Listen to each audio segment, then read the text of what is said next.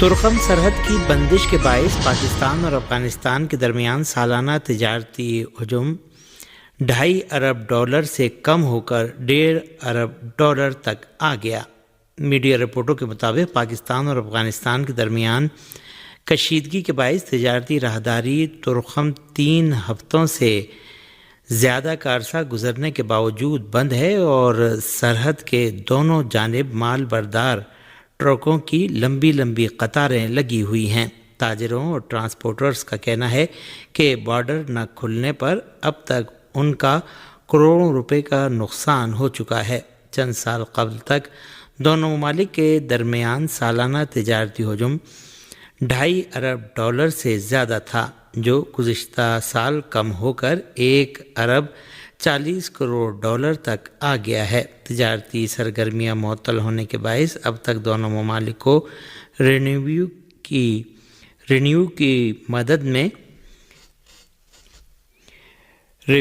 کی مد میں $3 ارب سے زیادہ کا نقصان ہو چکا ہے۔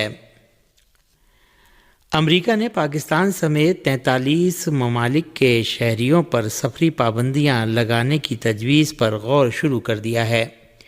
میڈیا رپورٹوں کے مطابق ٹرمپ انتظامیہ کی جانب سے پابندی کی زد میں آنے والے تمام ممالک 3 کیٹیگریز ریڈ، اورنج اور یلو میں تقسیم کیا گیا ہے۔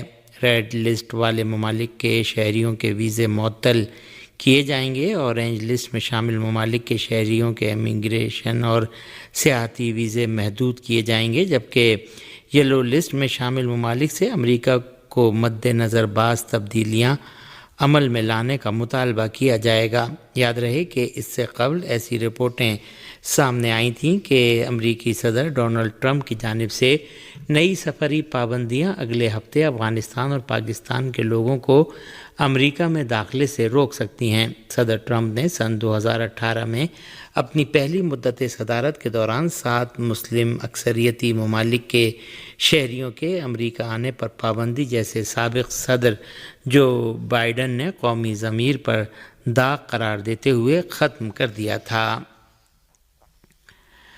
انسداد اسلاموفوبیا کا عالمی دن آج منایا جا رہا ہے۔ اقوام متحدہ میں پاکستان کے مستقل مندوب منیر اکرم نے اسلاموفوبیا کے مسئلے پر بات کرتے ہوئے کہا کہ اسلاموفوبیا سے ہر سطح پر نمٹنا ضروری ہے۔ انہوں نے کہا کہ کئی ممالک نے اسلاموفوبیا کے خلاف بیانات دیے ہیں، لیکن اب وقت آ گیا ہے کہ ان بیانات کو عملی شکل دی جائے۔ پاکستان کے مستقل مندوب کا کہنا ہے کہ اسلاموفوبیا سے ہر سطح پر نمٹنا ہوگا۔ پاکستان اور OIC اسلاموفوبیا کے خلاف سیکریٹری جنرل کے ساتھ کام کریں گے۔ اسلاموفوبیا کے خلاف خصوصی سفیر بنانے کا فیصلہ ہوا تھا۔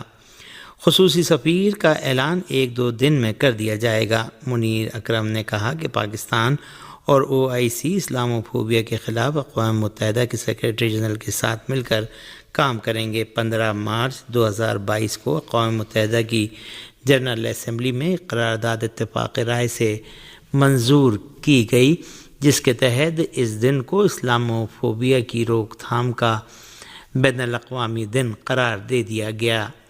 یہ قرارداد اسلامی ملکوں کی طرف سے پیش کی گئی اور ایران سمیت 5 ممالک نے اسے منظور کرانے میں اپنا کردار ادا کیا۔ ایران، پاکستان، ترکیہ، سعودی عرب، اردن اور انڈونیشیا نے اس قرارداد سے مربوط مذاکرات کی ذمہ داری سنبھالی اور اسلاموفوبیا سے مقابلے پر زور دیا۔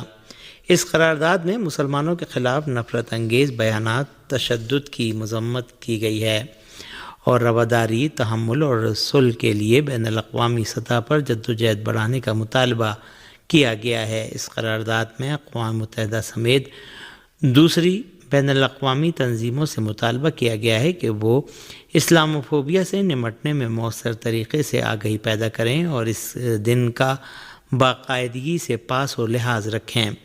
اسلاموفوبیا سے مراد مسلمانوں سے بے وجہ خوف و تعصب ہے، جس کا مسلم کمیونٹی کو نفرت اور جسمانی حملوں کی صورت میں سامنا کرنا پڑتا ہے۔ یہ نسلی تعصب اور مذہبی امتیاز کی ایک شکل ہے جس میں بالخصوص مغربی ممالک میں تیزی سے اضافہ ہو رہا ہے۔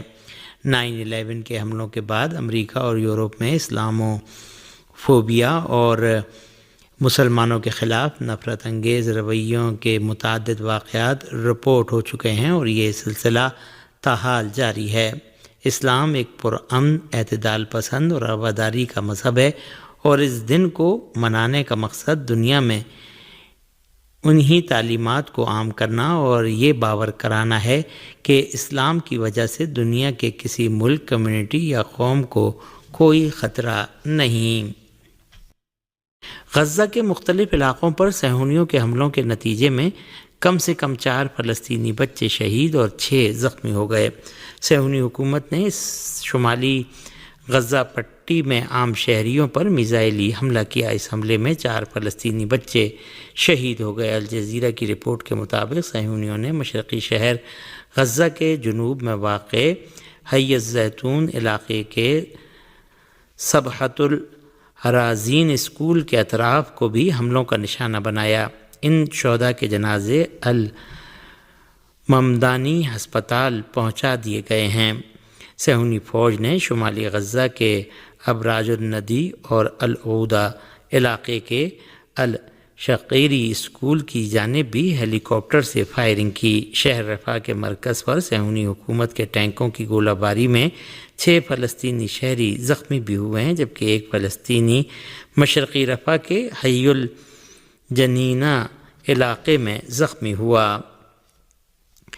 اسلامی مزاحمتی تحریک حماس نے الاقصی نیٹ ورک کو تمام بین الاقوامی سیٹلائٹ سے ہٹانے کے امریکہ اور یورپ کے مشترکہ فیصلے کی شدید مذمت کی ہے اور اسے میڈیا کی آزادی اور فلسطینی عوام کی آواز کو دبانے تک پہنچانے کے جائز حق کی صریح خلاف ورزی قرار دیا ہے۔